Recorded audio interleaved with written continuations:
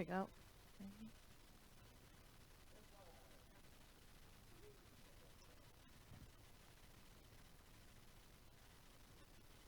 Ah! Look at this beautiful underwater world that we are in today. Wow. So many colors, so many shapes. I'm sure you are all excited today to learn a little bit about tide pools. So today our class is going to be focusing partly on these beauties right back here.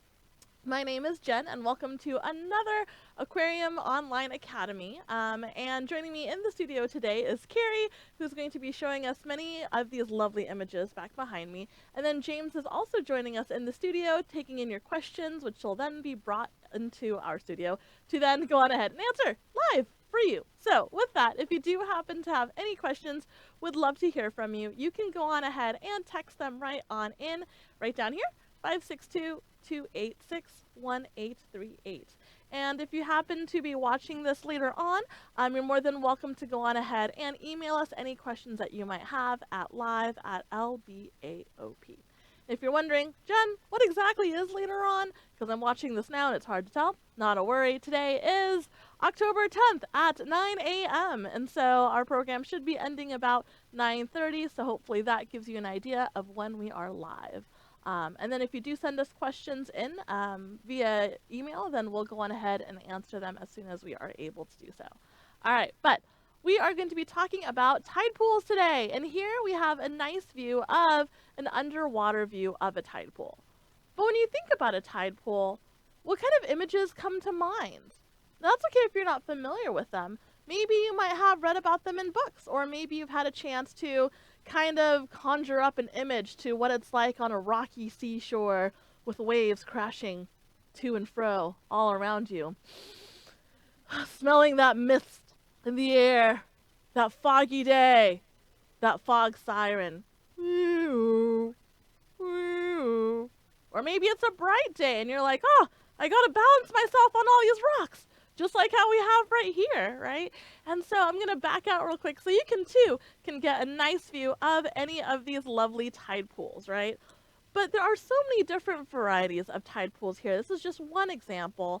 And of course, it's right where all of those waves crash upon the rocky shoreline and leave all of these lovely pools that we have right here. And so these tide pools are really great at hosting a lot of really amazing animals that live in these special cracks and crevices. Now, it's not only the waves that basically bring water into these pools, but we also have tides that help out majorly too. And it looks like we have Miss Esther's 4th grade class watching, and they're wondering what causes tide pools, right? And so a little bit, that's a great question, right? Great minds think alike. So we're thinking that maybe it's some of those waves that are crashing into these little pools of water right here. But it's a little bit more than that, because it's not called wave pools, right? It's called tide pools. They're called tide pools. So if we think about the word tide, you may or may not be familiar. Maybe you're like, oh yes, the detergent, right? But for the marine world, right, they don't necessarily have to do their laundry, though. I don't know, maybe some of them might scrub algae off their shells on a Saturday afternoon if they don't have anything else to do. But many of these animals are within the tide pools, kind of match their lives to these tides. And basically with these tides, it works with the gravitational pull of the moon. And here we're seeing a lovely coastline right here. And if you may notice on this coastline, there are parts that are wet, right? So we have rocks that are wet. Maybe it's from the mist, maybe it's from waves. But as you get a chance to notice and go further up, it kind of gets drier and drier. And that's because what happens with the tides is that the gravitational pull of the moon will basically stretch water in one direction.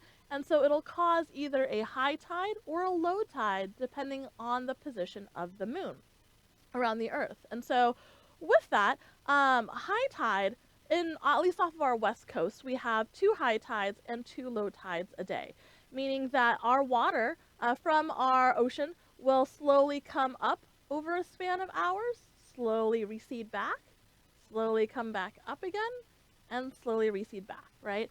And so if we have 24 hours in our day, and we have about 4 tide changes, if you wanted to do a little tide math, how long is between these tides?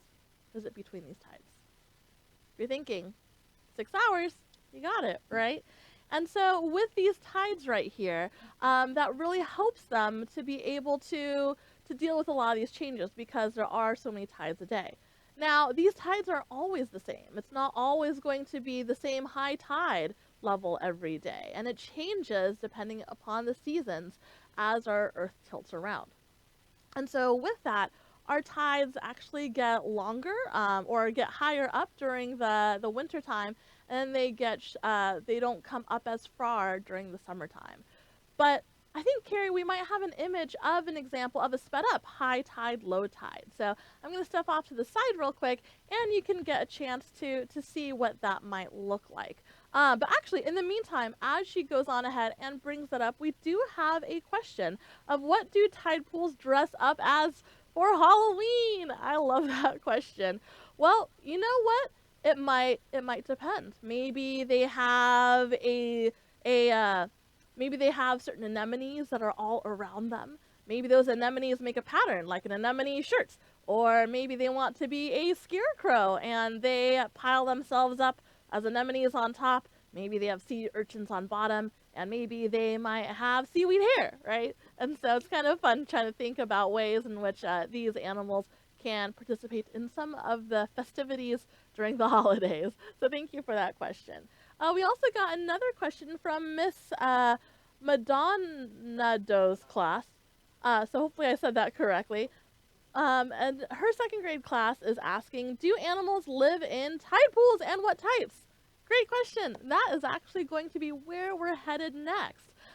Is kind of looking about animals. But for right now, looks like, if we think about these tides, they do move up and down the coast and allowing those tidal changes to occur.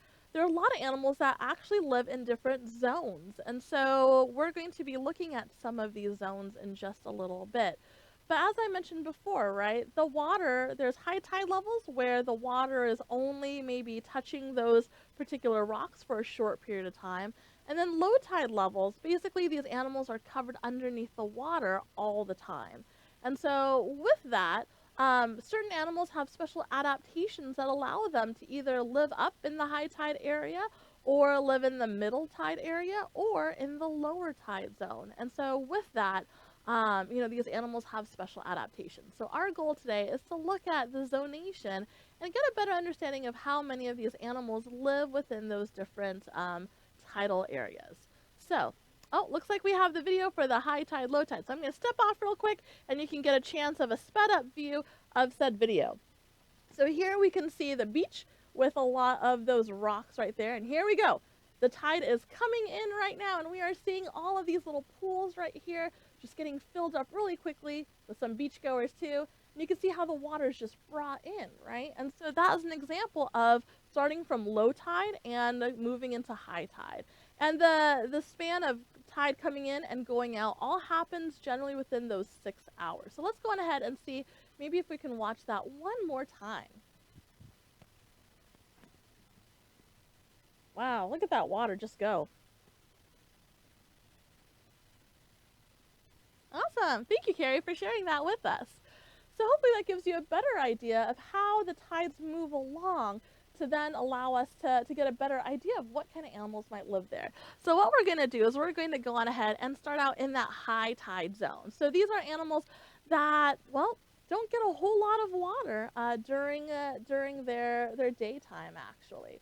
So if you had to maybe think about what some of those struggles might be for animals that don't live in water, what do you think some of those challenges might be? Feel free to go on ahead and text those in if you happen to think about any challenges.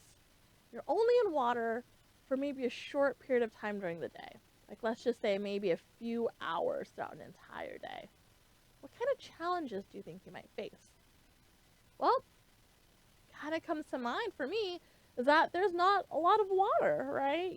So that means if there's not a lot of water, it may be tricky to eat since you're an ocean animal. What other challenges might one face?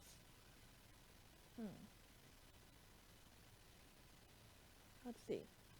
Well, there's not water, no food. Well, wait a minute. Water. They are in water. So how do they stay wet, right? That might be another challenge that some of these high tide animals face. So let's see. Well, if they're not in water, they don't have food. I wonder if it gets really hot for those animals that are just stuck on the rocks up in high tide area. So maybe heat might be something to deal with. You know what? If you're out on a rock, doesn't that mean that maybe predators might come by too? There are lots of different challenges. Heat, temperature, predators, right? Lack of water, so trying to keep wet, basically. And you know what? This water is pretty salty too, so I can't even imagine how salty, well, if there is any water that's even up there, so maybe they might not deal with salt. So interesting, right? So there are lots of different challenges that these high tide animals have to face. So if you had to think of maybe a tide pool animal that has to deal with all those different struggles, what kind of animal comes to mind? It has to be really hardy, right? Hardy. Has to even be hard. I would think if it's an animal that doesn't get a lot of water, can't be really squishy, right? Because squishy means it's soft, means it has to be wet. So can you think of any ocean animals that maybe have hard shells on them? I can think of a few. Maybe like crab. But I know a crab breathes and it has to be underwater at all times, so maybe that might not work. Maybe. Maybe a barnacle or a limpet, right? So these animals have these really hard shells. Now, some of them, like they might have two shells, right? Or maybe like a mussel, for instance, they will have two shells. And they're able to really kind of lock in that moisture, even if it is a barnacle or a limpet, right? All of these hard-shelled animals are able to protect themselves from the sun. They find a way to be able to insulate themselves. And that hard shell also protects them from predators. So it's multi-use, right? Here we have some pictures of some barnacles. These are gooseneck barnacles. We also have some mussels that are back here. And then we also have some acorn barnacles right here. And all of these in the high tide area, you can see they're all on rocks and the water is like way behind them. And so these animals have these really hard shells that help protect them from living basically on a rock for most of their day, right? There's only a few times a day where the water may brush over them. And that's prime time for them to go on ahead and eat and maybe change out the water that they're able to lock up inside of their little hard-shelled bodies right there. Now, if we had to think about animals that live with two shells, what do you think they might eat? And how do you think they might eat? Well, looking at these animals, kind of looks like they open up. Now, I don't think that you're going to open up and then maybe see like claws come out or, you know, little mini hands that might come out. So like try to grab a fish in the air. But a fish wouldn't live in the air. So what do you think they might eat? It has to be something that travels in the water. It has to probably be small. If you're thinking plankton, you are absolutely right? So these animals eat microscopic, teeny tiny plankton, and that's really what helps them to be able to survive. They are filter feeders, meaning that whenever that water comes in, they're able to get as much as they can, sift through it kind of like pasta, right? If you have pasta and water, and you dump that pasta into a colander, right, where all those holes and this pasta sits, and the water drains out, then maybe you might want to save that pasta water to make an extra creamy sauce, which will be very delicious. But aside from that, right, that pasta gets to be saved, and then you can eat that. So kind of the same thing for these animals, where they have those filter feeding parts inside of their bodies, and they're able to filter through and eat a lot of these plankton. And they don't need a ton to survive, but definitely that's how these animals are able to survive up in the high parts of the rocky coastline here. Now, we do have a variety of questions, so I'd love to be able to get to some of them. And I know that Mrs. Nguyen's class is asking, how far does the tide go inland? To be honest, it really depends on the region. So for some parts, like usually the more northern or southern latitudes, the tides may get expanded in some areas. It may, I think there's one area, I don't recall exactly where it is, but it's towards one of the poles where the tide can expand for over a mile. So, there are some areas where it's really huge and other areas where maybe it's just a few 100 feet. And so it really depends on the region, and some tides can be really extreme and others not so much. Now, also some tides can be considered king tides, where these tides are really powerful gravitational forces of the moon, and you're able to get really impressive tide changes where the tide may come in a lot further than it normally would. And so those are some exceptions, and you could pretty much find king tides in a lot of places. But generally, tides, it really kind of depends on where you are in the world. As a matter of fact, there's some places where there's only one high tide and one low tide a day. So it really kind of depends on the location. And Mrs. M's class is asking, do tide pools dry out? And yeah, they actually can. So some of them can dry out completely, and others will actually stay wet the entire time. So as we get a chance to kind of go down our zonations, we started out really high where these animals barely get any water. Then we're going to work our way down to maybe get a chance to talk about other animals and their adaptations of being able to live in a tide pool part-time or maybe a tide pool full-time. So these are great questions. I'm getting a lot of questions about octopus as well as sea anemones. And so what we're going to do is we're going to move down our tide pool habitat a little bit, and we're going to mix those two zones together. So we have our middle tide, and that middle tide zone really focuses on anemones and sea stars, and then our low tide zone, which is usually underneath the water almost all the time, except for extreme cases, are going to be where you're going to find a lot of the octopus as well. So we're going to talk a little bit about some of those struggles that some of those animals might face, because their challenges can be somewhat similar because sometimes they are all found within tide pools. And so we already had a chance to talk a little bit about heat and how a pool of water might be able to warm up. The exposure to predators might be even a more real thing. Getting a chance to think about food, right? Fortunately, or maybe not, right? Depending upon that particular tide pool, because each one is its own individual world, basically. These animals have different resources that are available to them. Now, one additional struggle that these animals face that our upper tide pool areas didn't face was the change in salinity. So the change in saltiness of water. So if we think about a pool of water, much like one here, right? We have an area that there's water. And as that pool of water heats up, evaporation occurs. So all of the water slowly starts to evaporate out. And what's going to be left is saltier and saltier and saltier water over time. And so these animals, much like our anemones and our sea stars here, have to deal with a lot of those changes.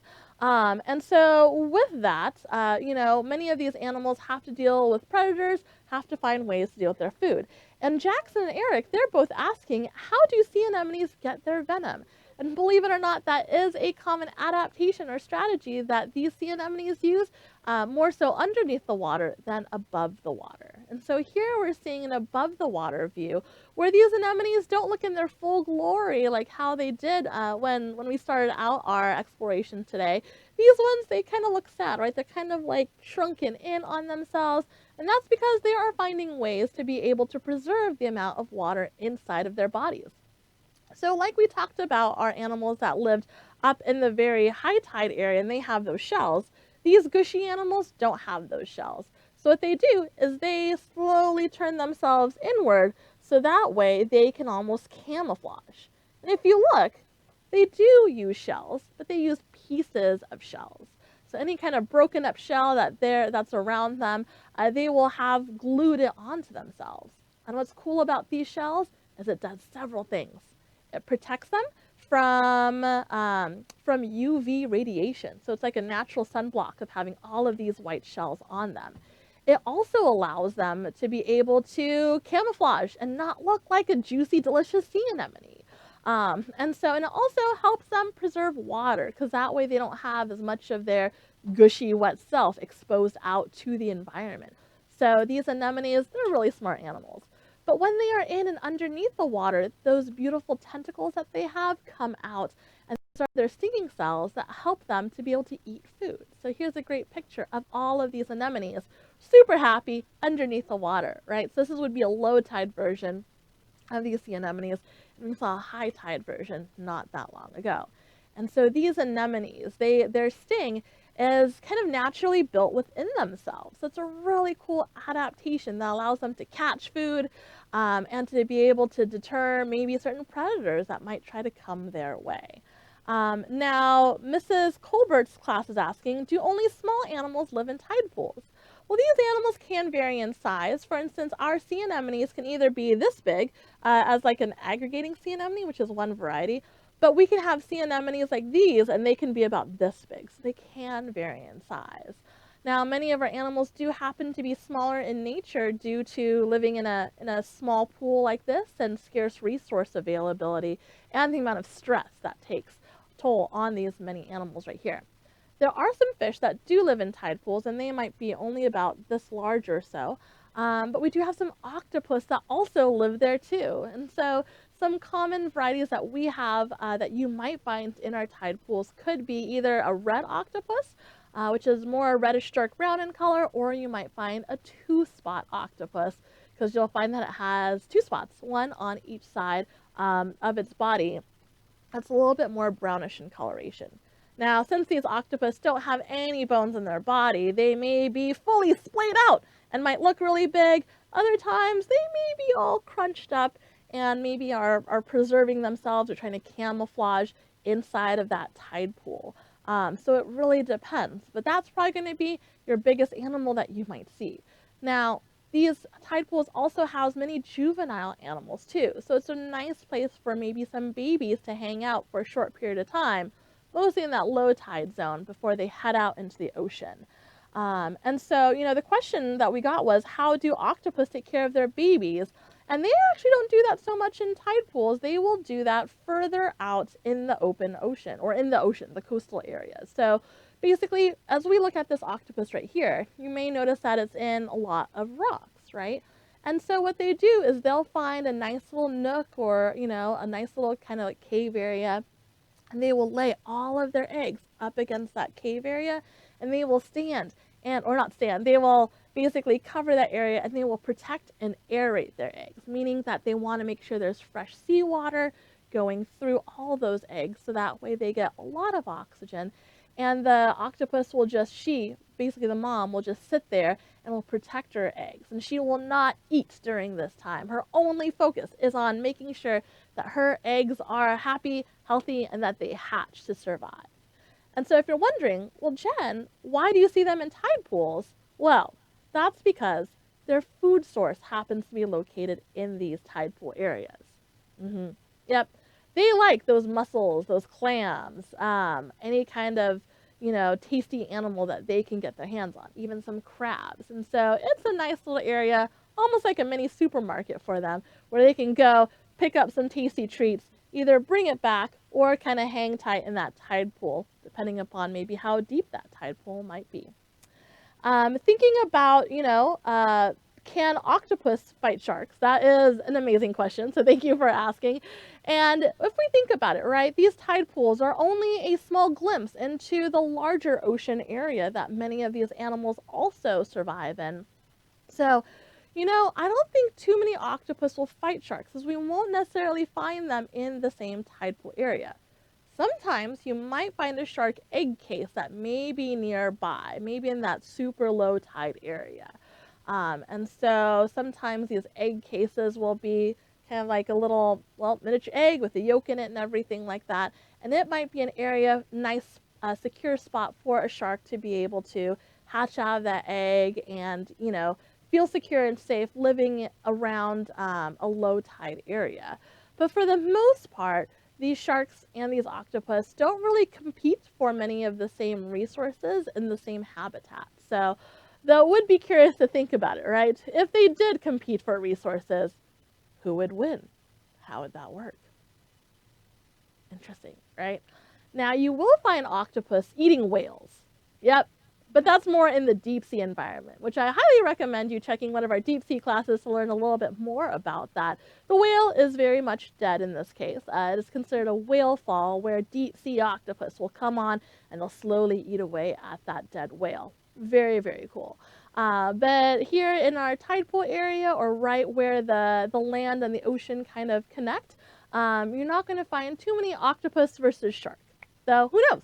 You never know. Maybe a first somewhere out there. All right, friends. So feel free to go on ahead. Oh, and it looks like we have another question. Mrs. Kim's class is asking, why is the ocean salty? And that's a great question, right? Because if we think about our world, it rains, so where's that salt coming from? Our streams are fresh water, our ice is fresh water. Where is that salt coming from? And a lot of it is due to the makeup of the geology of our ocean. So there we have, it's a really dynamic place. For me, and I don't know if you all think the same thing too, but when I think bottom of the ocean, I kind of think boring mud, right? But there's so much more that's out there, and it's really exciting. It's a dynamic environment where seafloor is being created. So we have these cracks in the seafloor where we might have these special like hydrothermal vent communities where we have all of these extra nutrients that are popping up. Animals that don't need light to live are surviving down there without eyes and relying on bacteria. And so it's a really dynamic, spewy, cool environment where all the seafloor is being created and these cool animals are surviving.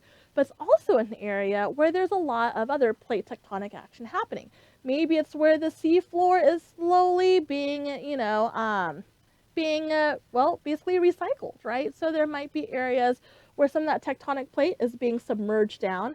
There's also a possibility that there may be volcanic activity too, where these plates are coming together and creating all these incredible volcanoes, these new islands and atolls. And so it's a really cool place to be able to get a better understanding of our sea floor by looking at all of these different activities, geologic activities that are going on. And it's because of these geologic activities that our ocean is so salty. So hopefully that gives you a little idea to how this salt is coming in. Now, not only is the ocean salty, but it also has a lot of other great nutrients that are really the basis of our ocean food chain. So do you remember those plankton that I talked about that all of those mussels and barnacles tend to eat? Well, it's all of those nutrients that are brought along the ocean floor that really kind of help that community, the very top of our ocean community, the primary producers right here, to be able to thrive. Now what's crazy is that we don't only get nutrients from our ocean. We even get nutrients and minerals that are brought in from the deserts. Yep, as a matter of fact, we can find inland deserts and just the wind kind of picking up all of that sand, whoosh, and brings it out into the ocean. And so we get even a lot of nutrients for these plankton from the desert too. This world, it's a pretty crazy place, and I'm really excited that you all had a chance to join me just for a small glimpse as we talk about tide pools today. It's definitely one of my favorite dynamic habitats, but there's so much more to explore. So thank you all for joining us today. If you do have any further questions, we would love to have you send them to our email at live@lbaop. But if you're like, Jen, is there another class? This is so interesting. Yes, there is. And we're going to be focusing a little bit more on sea otters and conservation. So looking a little bit further out into our oceans, maybe talking a little bit about the seaweed, the kelp, and how it's interlaced with our sea otter friends that live here off of our California coast and more up north, and learn a little bit about their conservation efforts and here at the aquarium too. So thank you all for joining us today. Looking forward to maybe seeing you on another Aquarium Online Academy. Have a great rest of your day, everyone. Take care.